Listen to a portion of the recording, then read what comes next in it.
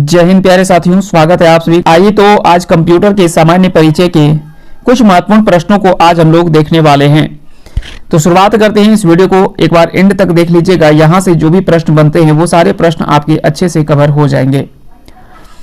पहला सवाल है कि कंप्यूटर का जनक यानी फादर ऑफ कंप्यूटर किसे कहा जाता है। तो फादर ऑफ कंप्यूटर आप जानते हैं कि चार्ल्स बेबेज को कहा जाता है।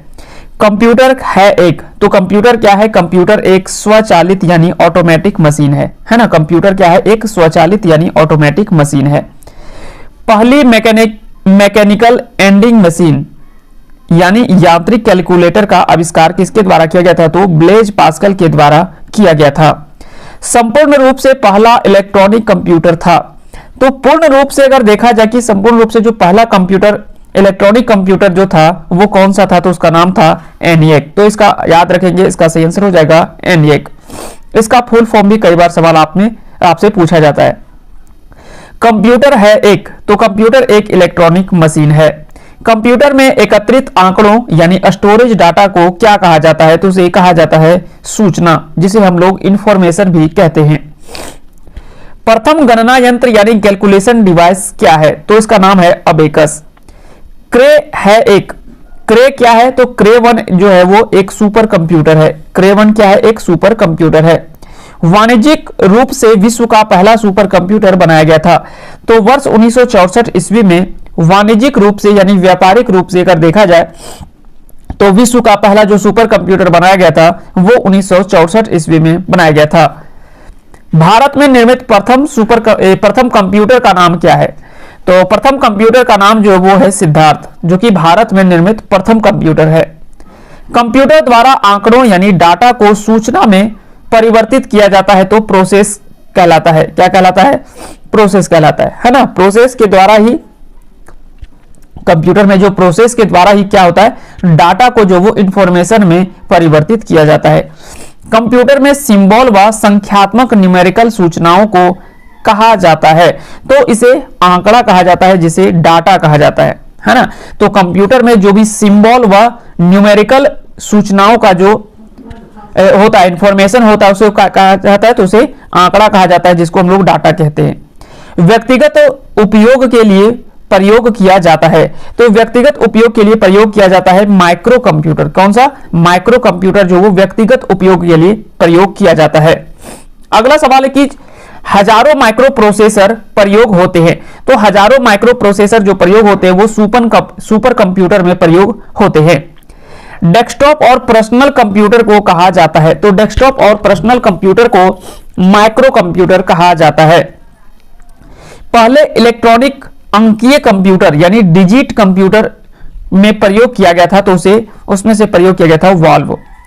एनालिटिकल इंजन का निर्माण किया था। एनालिटिकल इंजन का निर्माण किसके द्वारा किया गया था? तो चार्ल्स बेबेज के द्वारा ही एनालिटिकल इंजन का निर्माण किया गया था। कंप्यूटर के विकास में सर्वाधिक योगदान है। तो कंप्यूटर के विकास में जो सर्वाधिक योगदान देखने को मिलता है वो वान न्यूमैन का सर्वाधिक योगदान देखने को मिलता है। व्यक्ति की कंप्यूटिंग जरूरतों को पूरा करने के लिए अभिकल्पन यानी डिजाइन किया गया है। तो व्यक्ति की कंप्यूटिंग जरूरत को पूरा करने के लिए अभिकल्पन यानी जो डिजाइन किया गया है उसे पर्सनल कंप्यूटर का डिजाइन किया गया है। प्रथम अंकीय कंप्यूटर के ब्लूप्रिंट के विकास में सर्वाधिक योगदान किसका है? तो प्रथम अंकीय कंप्यूटर के ब्लूप्रिंट के विकास में जो सर्वाधिक योगदान रहता है वो चार्ल्स बेबेज का था। प्रथम पीढ़ी के कंप्यूटर का आविष्कार निम्न है। तो प्रथम पीढ़ी के कंप्यूटर का जो सबसे पहले आविष्कार हुआ था इसका नाम था एनिएक, फिर आया एसडेक है ना, एडवेक, उसके बाद यूनिवेक। ये आपको क्रम भी कई बार सवाल में पूछे जाते हैं, तो ये क्रम भी आपको याद रखने हैं। प्रथम पीढ़ी कंप्यूटर में आंतरिक स्मृति यानी इंटरनल मेमोरी के रूप में उपयोग किया जाता था। तो उसमें से चुंबकीय ड्रम का प्रयोग किया जाता था, मैग्नेटिक ड्रम का प्रयोग किया जाता था। प्रथम पीढ़ी कंप्यूटर के इंटरनल मेमोरी में उपयोग किया जाता था पहले। प्रथम पीढ़ी के प्रोग्रामिंग में की जाती थी। तो प्रथम पीढ़ी में प्रोग्रामिंग जो की जाती थी वो मशीन और असेंबली भाषा में प्रयोग किया जाता था।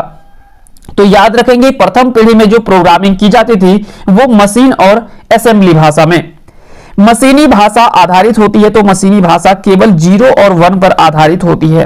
केवल कंप्यूटर, ये दो आपको अच्छे से पता होगा, है ना, ये अपना कोडिंग होता है कंप्यूटर का, हमारा भाषा नहीं समझ पाता है वो, अब पहले उसे अपने कन्वर्ट करता है अपने कोडिंग भाषा में, उसके बाद उस चीज को समझ पाता है।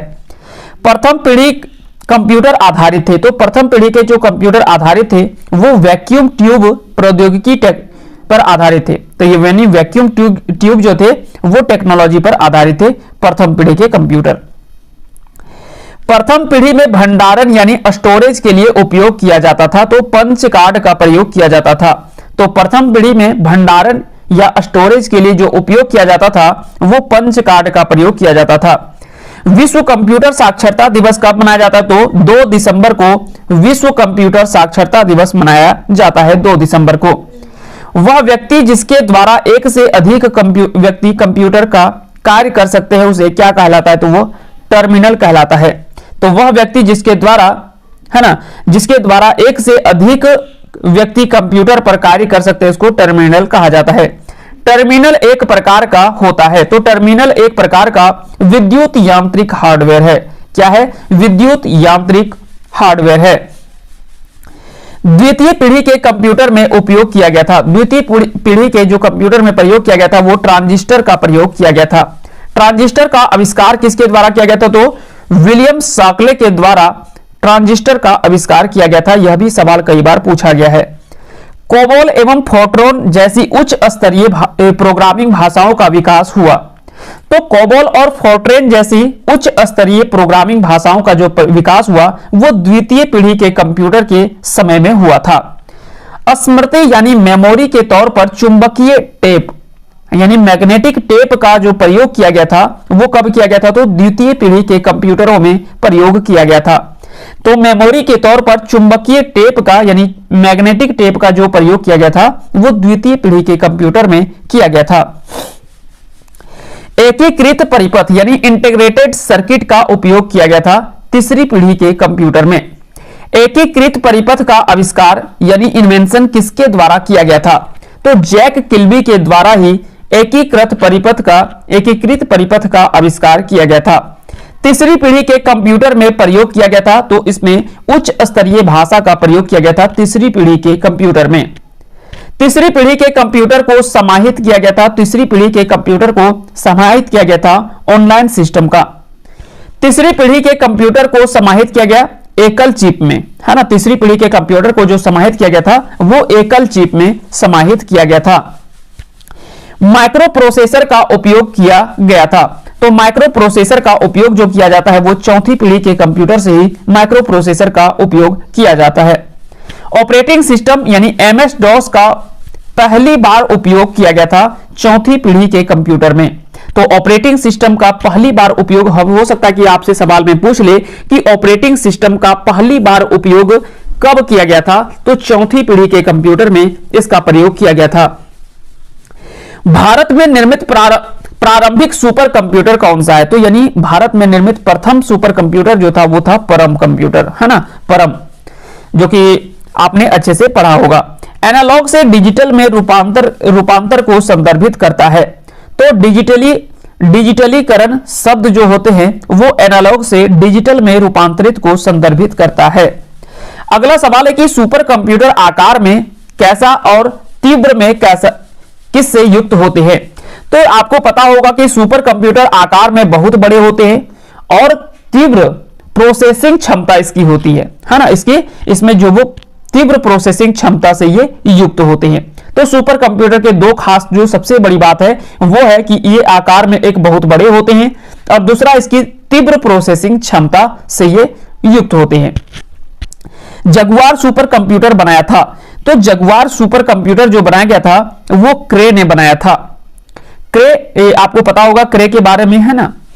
भारत का पहला इलेक्ट्रॉनिक कंप्यूटर HEC 2M भारतीय सांख्यिकीय संस्थान कलकत्ता यानी अब कोलकाता जो कहलाता है उसमें स्थापित किया गया था। कब?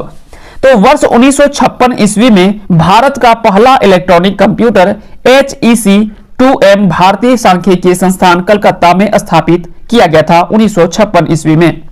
वर्ष 1976 में विकसित सर्वप्रथम सुपर कंप्यूटर कौन सा था? तो वो था क्रे 1 ये नाम आपको याद रखने हैं। 1976 में सर्वप्रथम ये विकसित किया गया था। तीसरी पीढ़ी के कंप्यूटर का विकास हुआ था, तो विकास हुआ था सी प्रोग्रामिंग भाषा का, है ना, सी प्रोग्रामिंग भाषा का तीसरी पीढ़ी कंप्यूटर में विकास हुआ था। चौथी पीढ़ी के आधारित थे, तो चौथी पीढ़ी में जो आधारित थे वो VLSI माइक्रो प्रोसेसर प्रौद्योगिकी पर आधारित थे। VLSI में प्रोग्रामिंग के लिए प्रयोग किया जाता था, तो उच्च स्तरीय भाषाओं का जो प्रयोग किया जाता था, हाई लेवल लैंग्वेज का प्रयोग जो वो किया जाता था। लैपटॉप और पाम टॉप का निर्माण किया गया था। लैपटॉप और पाम टॉप का निर्माण किया गया था चौथी पीढ़ी में, इसका निर्माण जो वो किया गया था। इंटरनेट का विस्तार हुआ पांचवी पीढ़ी में। पांचवी पीढ़ी में जो वो इंटरनेट का विस्तार काफी ज्यादा होता है। उच्च स्तरीय भाषा यानी हाई लेवल लैंग्वेज जावा VB और नेट की शुरुआत हुई थी, तो यह पांचवी पीढ़ी में ही इसकी शुरुआत जो वो होती है। CD रोम का विकास कब होता है, तो CD रोम का विकास पांचवी पीढ़ी में ही हुआ था।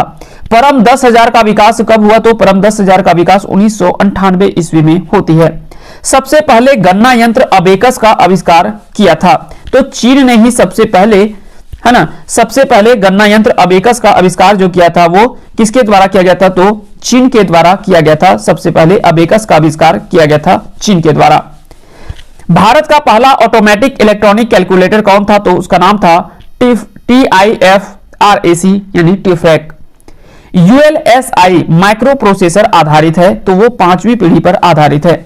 चौथी पीढ़ी के कंप्यूटर के निर्माण में उपयोग किया जाता था, तो सूक्ष्म संधारित्रों का प्रयोग जो वो किया जाता था चौथी पीढ़ी के कंप्यूटरों के निर्माण में।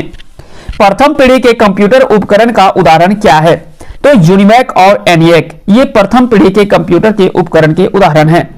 भारत ने सुपर कंप्यूटर परम का निर्माण किया था, तो पुणे में इसका निर्माण जो वो किया गया था परम सुपर कंप्यूटर का।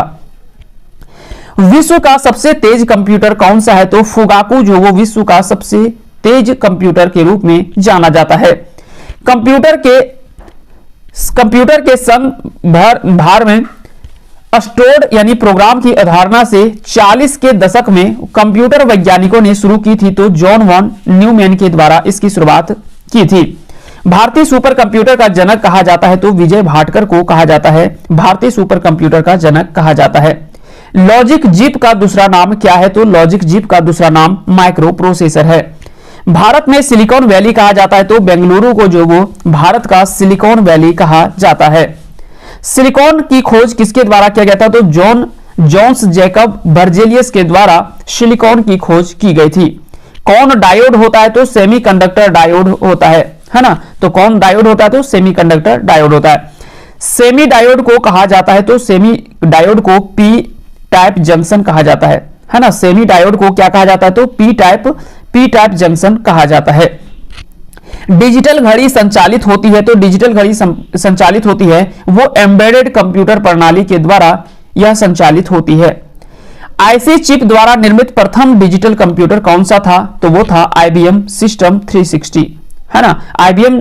IBM सिस्टम 360 जो था वो आईसी चिप द्वारा निर्मित प्रथम डिजिटल कंप्यूटर था। सूचना प्रौद्योगिकी संशोधन अधिनियम 2008 प्रभावी हुआ 27 अक्टूबर 2009 ईस्वी को यह प्रभावी हुआ था। पर्सनल कंप्यूटर के लिए शब्द लंबाई की परास होती है, तो पर्सनल कंप्यूटर के लिए जो शब्द लंबाई की परास जो होती है वो 32 बीट या तो फिर 4 बाइट होता है। सुपर कंप्यूटर के लिए शब्द लंबाई की परास कितनी होती है, तो 64 बीट या 8 बाइट होती है। कार में लगा हुआ गति मापक यंत्र यानी स्पीडोमीटर किस कंप्यूटर का एक प्रकार है, तो एनालॉग कंप्यूटर का एक प्रकार है, तो इसका आंसर हो जाएगा एनालॉग, इसका जो वो सही आंसर हो जाएगा। आगे आते हैं अगले सवालों पे। आईसीटी क्या है, तो आईसीटी का तात्पर्य है सूचना एवं संचार प्रौद्योगिकी हो जाएगा। अगला सवाल है कि पारंपरिक कंप्यूटर आधारित होता है, तो बाइनरी स्विच या बाइट्स पर आधारित होता है। Indian institute of remote sensing स्थित है देहरादून में स्थित है।